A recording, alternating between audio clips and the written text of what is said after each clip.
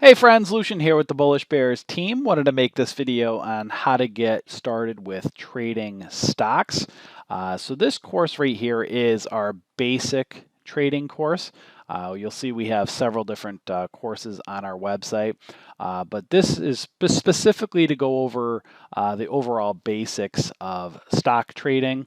And this video in particular is just going to give you a quick highlighted overview, but this course you'll see more videos in this course that kind of break down more of the basic areas within the stock market. So if you have a firm grasp on trading in general, or the concept of trading, you can go take one of our more advanced courses or targeted courses, either our day trading, swing trading, options, futures. If you know your specific strategy already, then you can head over there. But if you need more of the basics of trading, how it kind of comes together, this is again just kind of a high level fundamental course on getting you started within the stock market. So let's start off and just talk about the basics or the differences of investing versus trading, right? Now, investors, they are ones that kind of come in and they buy and they hold stocks or investments long term, right? Now, stock trading is different than investing. It involves holding stocks for less than a few months. Now, there are several different types of trading styles, which I'm going to get into, but when it's under a few months, that could be a few minutes, up to a few days, few weeks, or a few months, right? So investors, they're holding long term, maybe well over 6 months for years, right? They're looking to hold their positions long term, whereas a trader, they're looking more on a shorter term time frame. So let's talk about swing trading. Swing trading is a very popular strategy, and this kind of what swing traders are looking to do is they're looking to hold stocks between a few days up to a few months, right? Now, some of the most popular swing trading strategies are trading shares of a stock or buying and selling options contracts. So, again, you could do shares or you can do options with swing trading. But again, you're not looking to hold really long term. You're looking to hold, again, kind of that few days up to a few weeks or a few months. Again, it's subjective, right? So swing trading can be categorized as a few days or a few months. So you might be on more of the longer term swing trading style if you're going, out months. If you're looking for a few days to a few weeks, that's kind of a little bit more common or on the shorter term swing trading style. Here's an example of an order entry screen if you're placing an order for swing trading, or if you're just buying shares of a stock. I just use for an example here Apple. You'll see an order entry screen down here, buying 100 shares of Apple. The current price down over here, putting your order in. When you hit confirm and send, this confirmation box pops up. So this is an example of what it looks like to buy, shares of any stock, but this is just particularly Apple. Now, day trading, another very popular trading strategy, this is more of a very short term trading strategy. And what day traders do is they hold stocks anywhere between a few seconds up to a few minutes. So, whereas swing trading is a few days up to a few months, day traders are holding stocks for a few seconds up to a few minutes. Typically, it's under a minute, right? So, most popular day trading strategies are trading low float penny stocks. Float is basically the number of shares that are available for a particular stock. So, the lower the float, the lower shares that are able to be traded. So, when there's buying and selling taking place, that makes the stock very volatile. And that's where the term pump and dump comes from. That doesn't mean you can't trade pump and dumps. Again, pump and dump or low float stocks are extremely popular. They're a very lucrative trading strategy, but again, you got to be aware of their volatility. So the lower the float, the higher the volatility. So again, a very popular trading strategy is trading low float penny stocks anywhere that sub $5 level. Penny stocks are anywhere from, classified as sub $1 up to $3. Again, some people say up to $5. But another, kind of popular way of trading stocks or day trading would be trading small cap stocks. And that's basically any stock that's under the price of $10, right? So you can do low float penny stocks or small cap stocks up to $10. But basically, you're getting in and out of that trade within the same day, which is typically seconds up to a few minutes, depending on the float. It's a little bit challenging to be in a low float stock for several minutes. Typically, with low floaters, you're in and out within that same minute because of the volatility. Now, day trading large cap options is also a very popular trading strategy. We teach that in our options course. So if you want to learn how to trade options, make sure you take our options course. We teach how to day trade them as well as swing trade. So here's an example of a chart using TrendSpider, which is one of our favorite charting tools. You'll see right here, kind of a 1 minute, 5 minute chart. So again, you can expand your charts out. So when you're day trading, you have that shorter time frame. When you're looking to swing trade, you start to kind of go out and you up your, you're getting more of a high level overview of the chart. So when you're zooming in with day trading on those shorter time frames, you're going to be zooming out on, with swing trading, you might be looking more of like the hourly, the daily, the weekly, the monthly charts. Whereas with day trading, you're looking more at like the day, the daily, the hourly, the 5 minute, the 1 minute, kind of zooming in. So this is an example of just kind of what it looks like to look at a chart on different time frames. So when you're trading stocks, it allows you the ability to go long or bullish or short, otherwise known as bearish. So the terms bullish and bearish come from longing and shorting. So when you're going long a stock, you'd be bullish. When you're going short a stock, you're bearish. And that's how you get the terms bullish and bearish within the stock market. Now, options are an incredibly popular, very lucrative trading strategy. They're also very misunderstood. So a lot of people that are new to the world of options, they're like, oh, options are risky. I don't want to trade those. You can lose all your money. And that's true. However, that's true with any trading style, right? If you don't know how to trade stock, just because you think a stock's going to go up doesn't mean it's always going to go up, right? Or if you think you got the latest stock tip and you think it's going to go to the moon, well, a stock can drop. A stock can go to zero, right? Obviously, the more larger cap stocks, the more they're going to have room to grow long term. But with trading options, it's allowing you the ability to trade larger cap stocks without having to put out large amounts of money. And what's great about trading options, if you know how to trade them, is it allows you the ability to make money in any market. So whether you're going long or you're bullish, or whether you're going short or bearish, but also the beauty of it too, it is, options allow the ability to make money in neutral or sideways markets. So when you're trading shares of a stock, you can really go only long or short. But if the market's trading sideways, it just makes trading very challenging to do. Well, there's option strategies that you can do that you can make money in sideways markets. So again, trading options is huge. We teach you that in our options course. We absolutely love trading options. So if you're interested in trading options, just make sure you take our options course.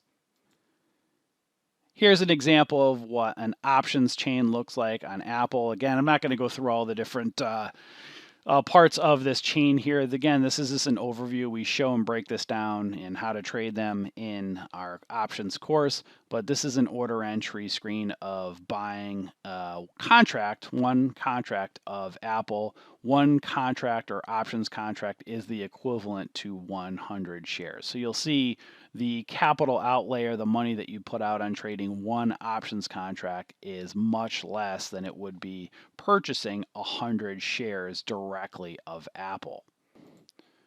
So now let's talk about the two most kind of popular concepts of traders. There's fundamental traders and then technical traders, right? And that's where you duke it out. You'll hear a lot of people saying, oh, fundamentals better, or hey, I'm a technical trader. Technical traders are better than fundamental traders, right? So let's just talk about the differences and which is better. Ideally, I'd like to say you'd like to be both a fundamental and technical trader, but what I'll show you is you don't necessarily, as a trader, need to know the fundamentals of a company to be a profitable trader. I'd argue that knowing the technicals is more important than the fundamentals, right?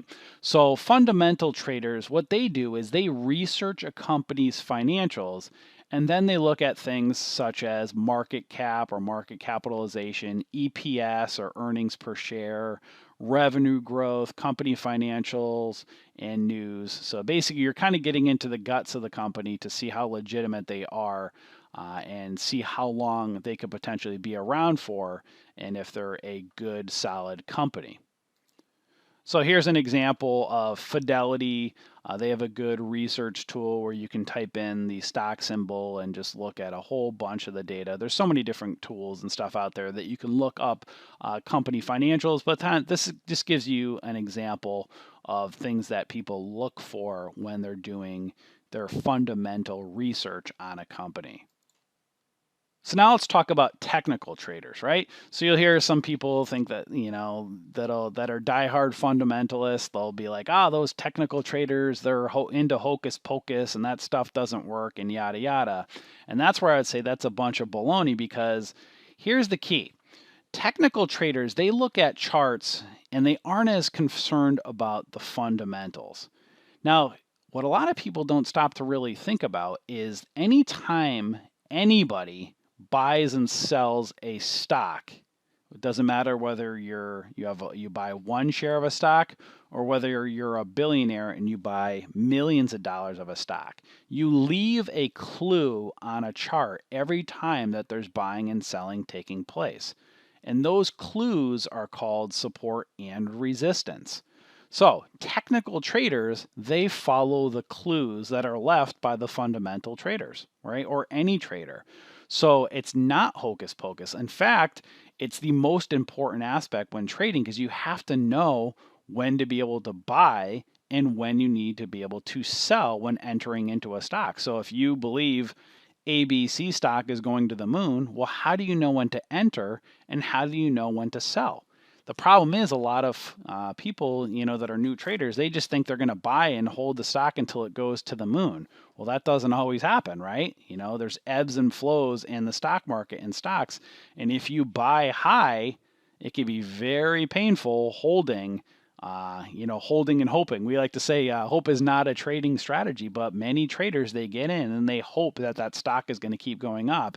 And many times they buy too high and they're stuck in the pain of holding that stock, right? So becoming a technical trader, which is what we teach you in our trading community, we teach you all of the different aspects of trading, where to potentially buy, where to potentially sell, and learn kind of how this whole technical trading works, as well as how to do your proper fundamental research. But again, we think technical trading is the best overall when doing trading. Now, if you're doing more investing long term, fundamentals are very important. But it's still, again, very important to be able to do fundamental research, understand the fundamentals. But if you're you can know all the fundamentals you want, but if you don't know when to enter and when to exit, that's the whole key of being able to make money in the stock market.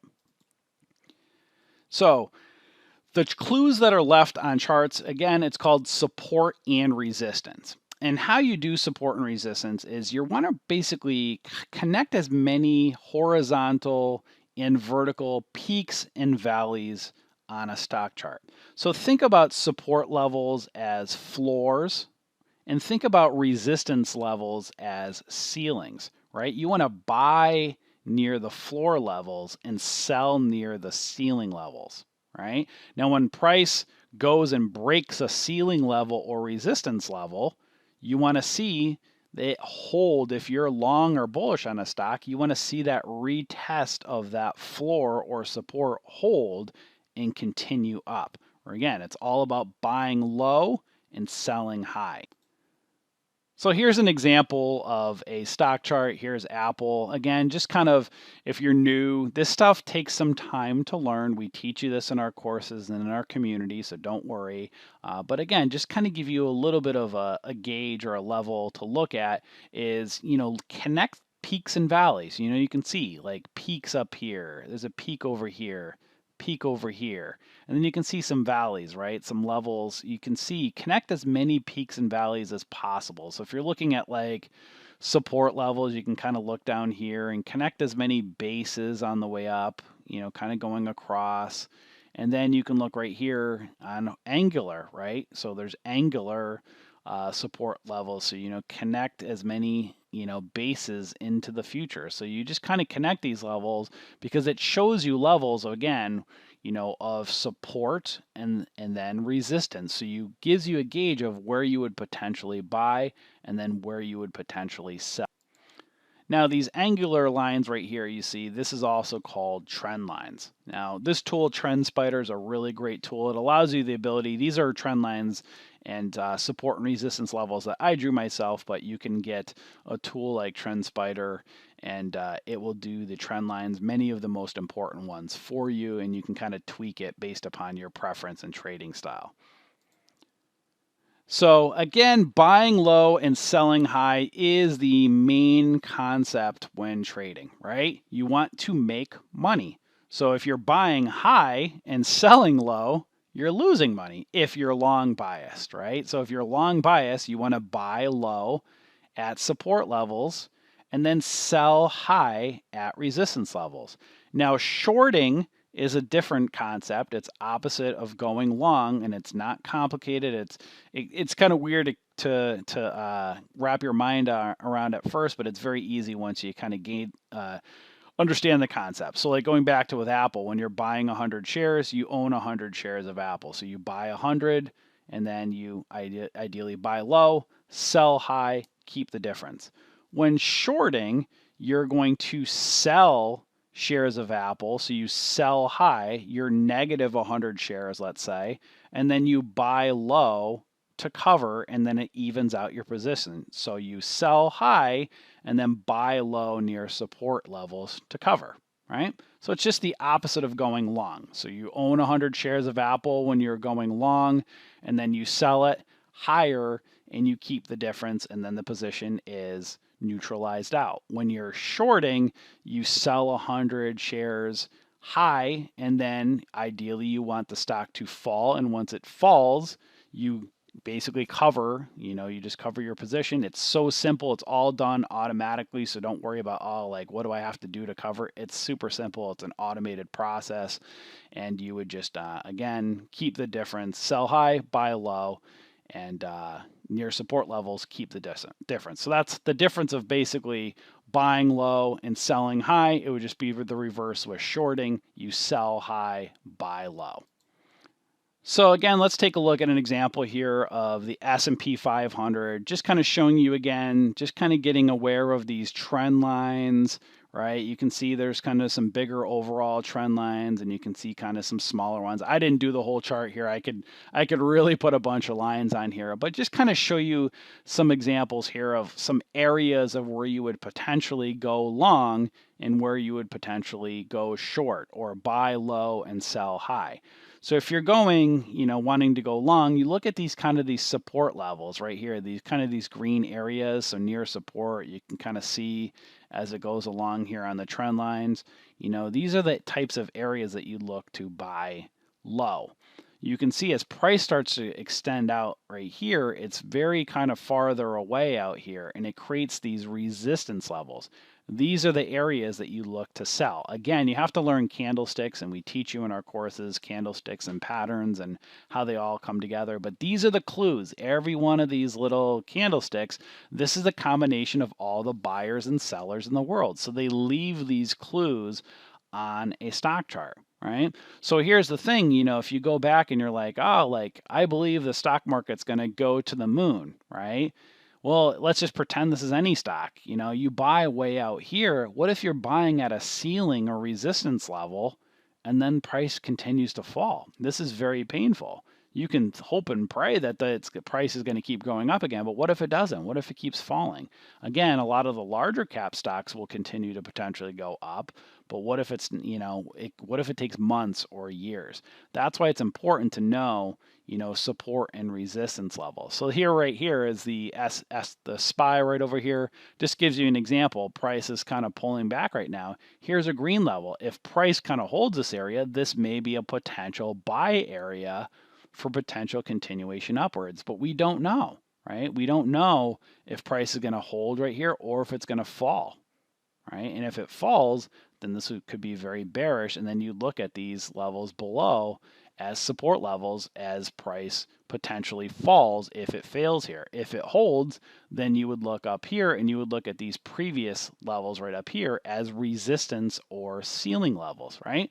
So buy low, sell high up here. Or if you're shorting, you would look at resistance levels, selling high, buying low, selling high, buying low. Same thing over here, right? So it's just a different concept. Again, shorting is just the opposite of going long. So just going back to what I was saying at the beginning of this video, this course right here is the basic course on how to get started within the stock market, right? So if you continue along in this course, you'll learn more of the basics and give you a kind of a high level overview on stock trading. But once you've determined what type of trader that you are, the next thing that you want to do is choose a trading style.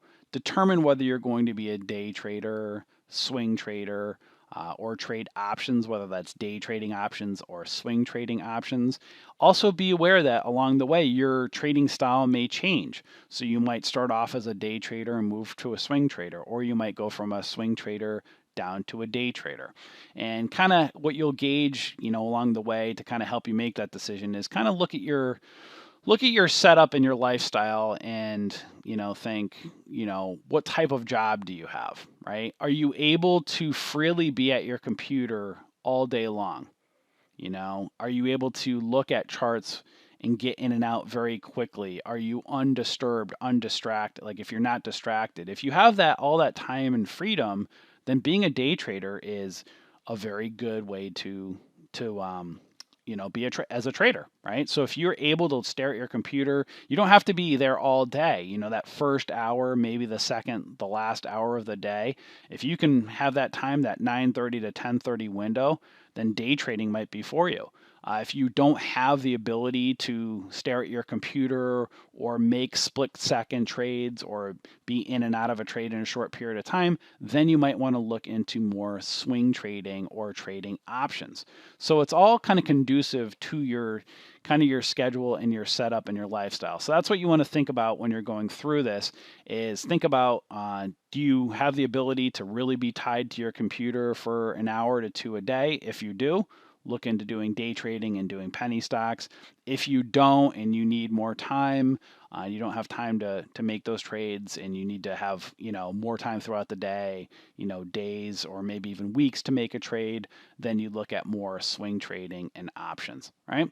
So after you kind of go, through this course, or if you skip to the next part or go to one of our trading styles in our courses, once you get through that, we do have next level advanced training available. So we have a whole next level training library that will basically teach you a lot of I don't say the secrets, I guess you'd say the secrets or the stuff that you're going to pay huge money elsewhere for with, the gurus and the trading companies, or they either don't share those secrets or they charge you an arm and a leg to do that and learn those trading styles. So we make things very affordable. So if you want to then take your training to the next level, make sure that you check out our advanced training library. So I hope that this video helped you in getting started. Again, hopefully this basic course will teach you moving forward and just kind of give you the nuts and bolts that you need. But if you're ready to kind of go and kind of advance along further, then check out our other courses in our next level library. So again, we will see you in our community, and thank you for watching this video. Enjoy.